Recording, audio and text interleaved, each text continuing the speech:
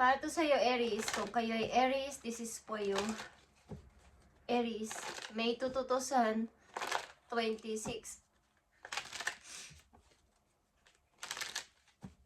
May 2, 2026. Aries. Okay. Tignan natin to, guys. Confusion. Kayo ay gulong-gulong-gulong-gulo, okay? Sino ba ang pipiliin ko? Gulong-gulo ang isip ng ilang Aries dito, guys. Mag-ask kayo sa inyong guides na kayo ay tulungan sa inyong mga isipin about dito sa pag-ibig nyo, guys. Sapagkat kayo ay naguguluhan. Nakaka-experience kayo ng pagkagulo. Bakit? Okay, Aries. Tingnan natin. Lalaki, babaeng Aries man kayo is depende sa inyong sitwasyon. Aries, Aries. Aries message, May 2. Kayo ba ay hingi ng energy sa moon kagabi o kahapon? Okay. This is your soulmate, guys. Kung kayo ay nasa relasyong maganda, ang inyong samahan, ito ay inyong masasabing soulmate. At paulit-ulit ko tong nakikita sa reading ko sa Aries na kayo ay dealing sa inyong soulmate. Maniwala kayo. Dealing kayo sa inyong soulmate. Kaya kung kayo nasa healthy na relasyon, wag na kayong magkaroon ng confusion. Okay? O pagkagulo sa isip. Kung nasa okay na kayo na relasyon, tamang tao sa palagay ninyo is ito na ang inyong masasabing soulmate. This is your soulmate. Tingnan natin naman nakapaloob dito, guys. Kung ano lalabas ditong message is ito ang inyong mensahe today, May 2, 2026. Busy ang mga Aries sa work. Okay? Nag-iipon ng money ang mga Aries. Aries, unang message for you. Okay, Aries, andito ang trust. So, kung kayo nga ay nasa tamang tao, tamang relasyon, trust is the key. You need to have trust and relationship in order for it is to flourish. Okay? Kung kayo nasa tamang tao na sa palagay ninyo, is ito ay ang inyong, dapat ay trust lang ang inyong panatilihin dito. Yung pagtitiwala sa isa't isa. Okay? Lalo na't kayo ay maaaring magkalayo or nasa malayo ang bawat isa sa inyo. So, tingnan natin ito, guys. This could be the one. Okay? Ito na yung the one na masasabi mo sa iyong puso. The one. Ito na yung the one. So, na-meet mo na to o nandyan na talaga sa feeling mo, sa tabi mo. You've already met the romantic partner you seek. Okay, guys. Ang nakapaloob dito, guys. This is your destiny. Well, opportunity to, guys. Okay? Kung about ito sa pag-ibig. King of Pentacles is here. And Ace of Wands. Okay. Kung ito yung sa pag-ibig, ito yung tamang tao at tamang tamang tao, tamang nilalang, tamang person para sa inyo at maghahatid sa inyo to ng mabuti, lalo na sa kaperahan, magaan ang pasok ng money sa inyo pagkasama nyo o ito yung mga kasama nyong person sapagkat ang tao na to o pareho kayo ng tao na to na workaholic, pareho kayong mahilig sa work, mahilig sa, kumbaga loyal kayo sa isa't isa, very grounded ang tao na to, okay? Loyal at diretso lang. Okay, diretso lang. May helmet ito. Okay. So, ilan sa inyo guys, ay ito na yung tamang time. Ito yung tamang tao para sa inyo. At maganda ang handog nito sa inyo. Maganda ang offer. At okay na okay pagdating sa kaperahan. Hindi kayo pababayaan. Handa kayong i-provide ng person na to at hindi kayo, kumbaga, hindi kayo magugutom. Okay, Aries? Mahal na mahal kayo ng person na to at ito yung masasabi mong the one. Okay, ito na yung the one na sinasabi.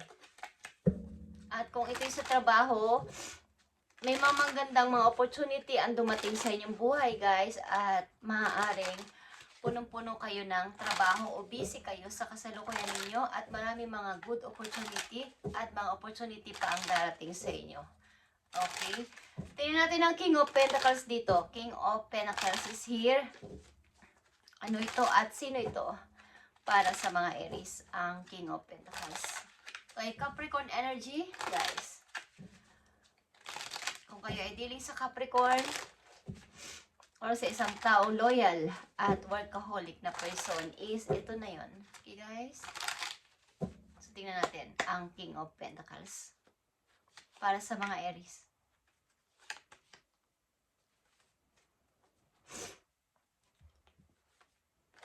Okay. Nine of Pentacles is here and Two of Wands. Okay. So, ito yung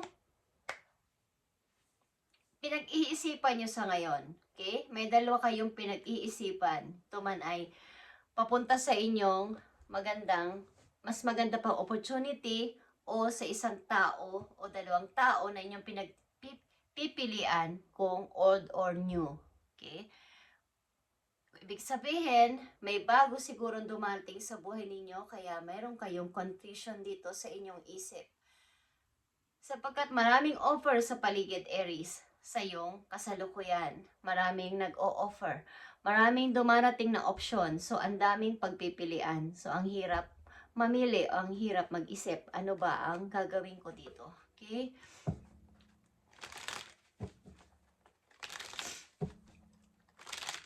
Tingnan natin, more information about dito sa King of Pentacles. King of Pentacles sa mga Aries.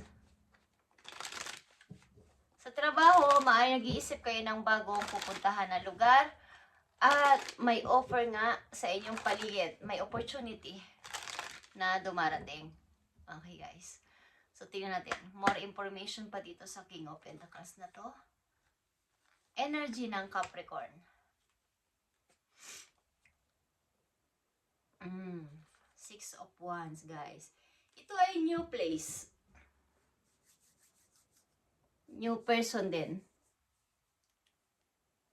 Okay?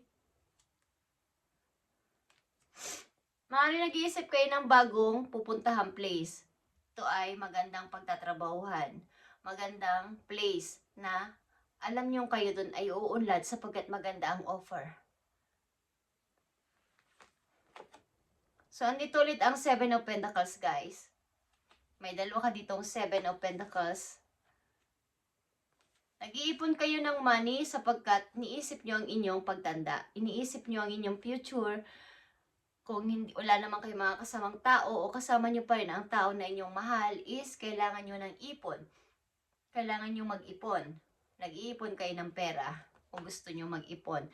At nandito ulit ang Two of Wands, guys. Ulit-ulit, may Seven of Pentacles ka at may Two of Wands. So, kayo ay may pinagpipilian two place at the same time, two person sa malayo. Okay? At may sumusuporta sa'yo dito. Sige lang, Aries. Go lang. Gusto mo ng bagong mga makakakulab, bagong mga tao. Meron kang makakasalamuha dito mga bagong tao. Guys, nandito ang King of Cups.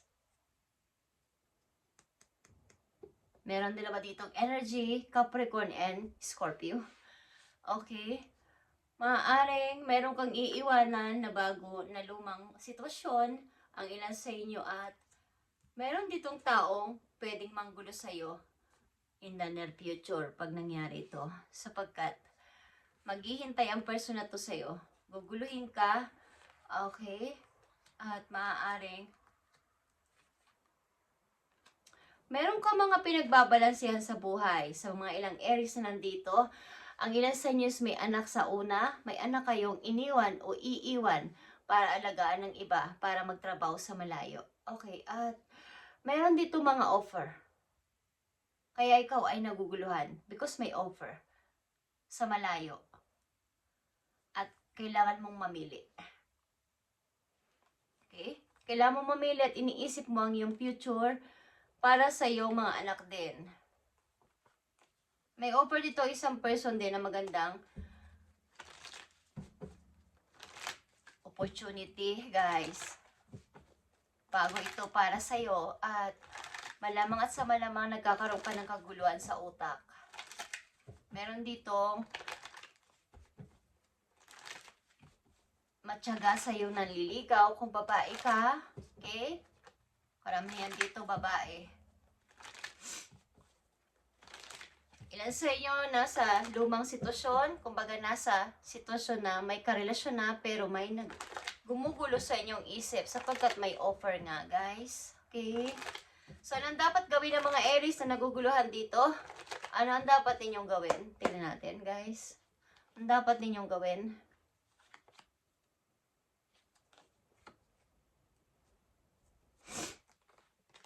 Andito ang Magician, ang inyong energy.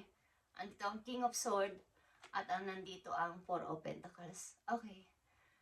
So, nasa inyo mga kamay ang sagot. Nasa inyo yung mga tools para kayo ay sumagot o kayo yung mag-decide dito, guys. Sapagkat, kumbaga magtanong-tanong kayo, humingi kayo ng advice sa mga professional na, mga advisor, kung ano ang dapat gawin, mga elders nyo, mga matatanda kaysa sa inyo na may mga experience na about dito, at para kayo ay makapag-desisyon. At maaaring ilan sa inyo ay gagawin ang yung practical o logic na pamamaraan para dito sapagkat ayaw ninyong maghirap. Ayaw ninyong bumalik sa paghihirap. Yung walang-wala. Sa halip na nakakaipon-ipon na kayo is, andun, kapag pinili ko yung puso ko, yung pagkamalambot ng puso ko, yung pag-ibig na to, is, ayaw kong bumalik sa dati. Ayaw kong mawalan ako na naman at manghingi ako ng favor, humingi ako ng tulong sa iba. Okay? Meron kayong kaguluhan ngayon sa isip niyo kaya kayo ay nakahang. Okay, at mahirap mag-decide. Ano pa mga message sa inyo, guys? Maaring merong itinitibok o meron talaga kayong mahal sa inyong puso, kaya lang naglalaban yung pagka-practical na dapat gawin sa isang buhay para makapag-ipon sapagkat may paninimbang. Kung puso ang susundin ko, paano naman ako kung bumalik ako sa dati na walang-wala ulit. Okay. So, tingnan natin ang message sa inyo pa dito, Aries. So, nandito ang feast. Okay, fiesta. Sa madaling salita, okay, pasensya na sa aking pronunciation, Aries, okay?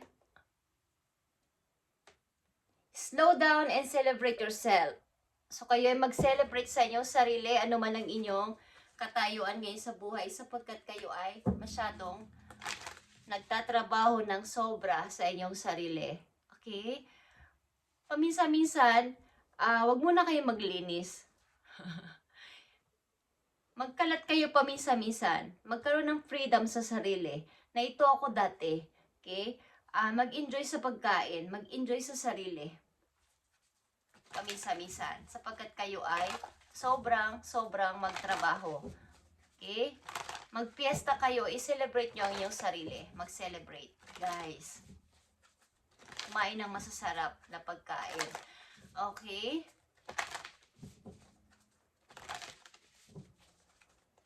Tinampan natin ang inyong mga message.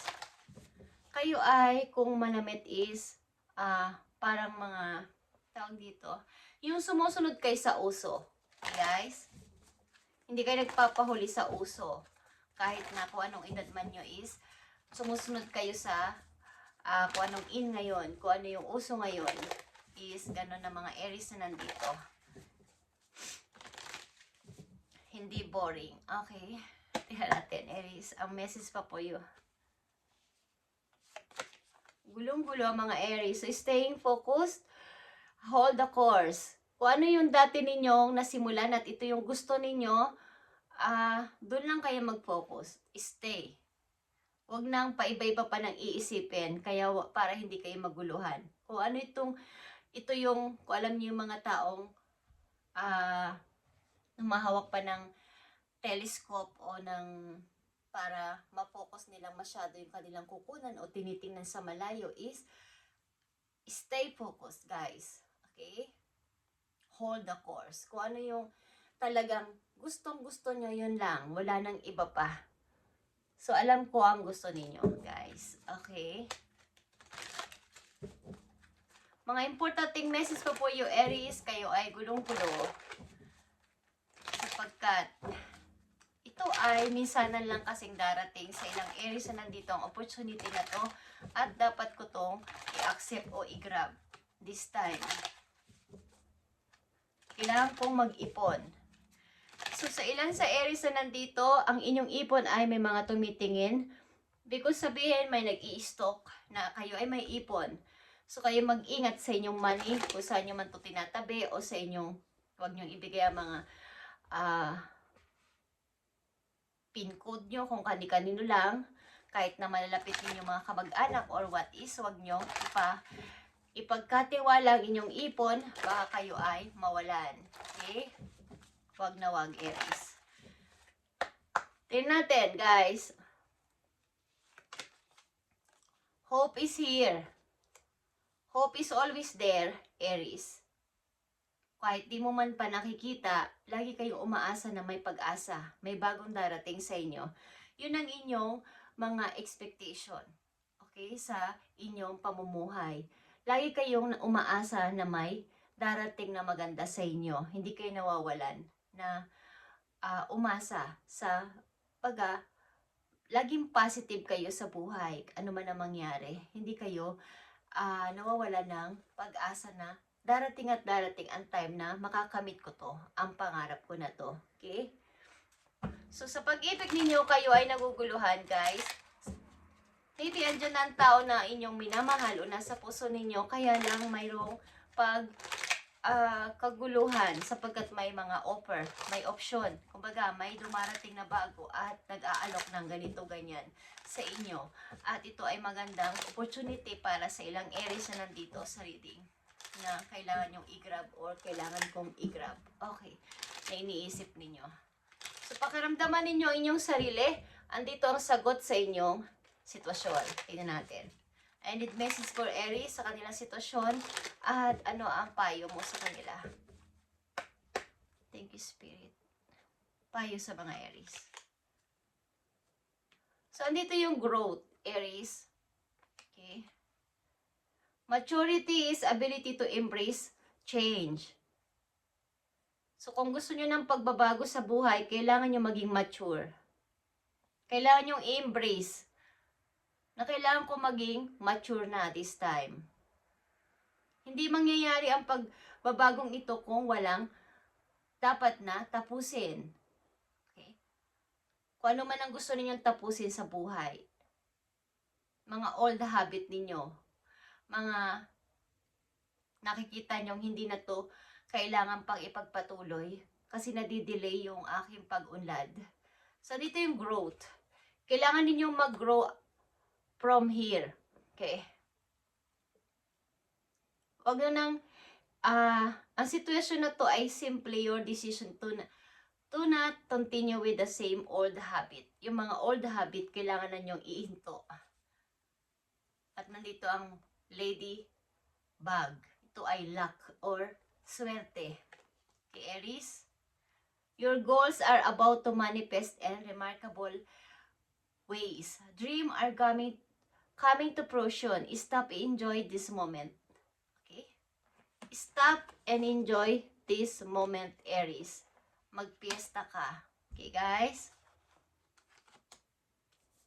It is important to let things flow at their natural pace. Kung ano yung sitwasyon sa ngayon is sumunod ka sa agos ng sitwasyon. Katulad ng agos ng tubig sa lake or sa ilog. So, sumunod ka lang. Huwag kang bumaligtad sapagkat hindi mo kakayanin yun. Sundan mo lang yun at sumunod ka lang doon at kumbaga, sumunod ka sa agos ng sitwasyon mo sa ngayon. Huwag mong kontrahin. May process dyan si God, si Universe sa inyong sitwasyon. Rest assured that is due course of time, your wishes will come true. Kung ano man ang wish nyo, ito ay mangyayari. Guys, So, ang ilan sa inyo pipili na maging practical sa buhay? Okay? Lumipad na parang eagle. Okay. Guys. Opportunities you'll never dream will possible will present themselves when you least expect it. Get ready for greatness. Aries. Okay. So, stay focused. Hold the course. At huwag kayong mawala ng pag-asa. Mayroon ditong rainbow, guys. Ang gawin nyo lang dito ay embrace nyo yung pagbabago. At gusto nyong baguhin talaga. Dito sa pag-ibig nyo, mayroon kayong pagkaguluhan sa isip. Sapagkat maybe ang nag-aalok sa ibang Aries dito ay may magandang alok. May kasamang pag-ibig, may kasama pang good opportunity doon. Okay, doon maninirahan or doon sila magsasama or what is merong opportunity doon, guys, sa bagong place. Okay? Thank you, Aries, and God bless sa iyo lahat, guys. Ito ay inyong reading ngayong May 2, 2026. At maaaring something May 22 is, tingnan natin yan, guys. Sa May 22. Okay. Thank you, Aries, and God bless.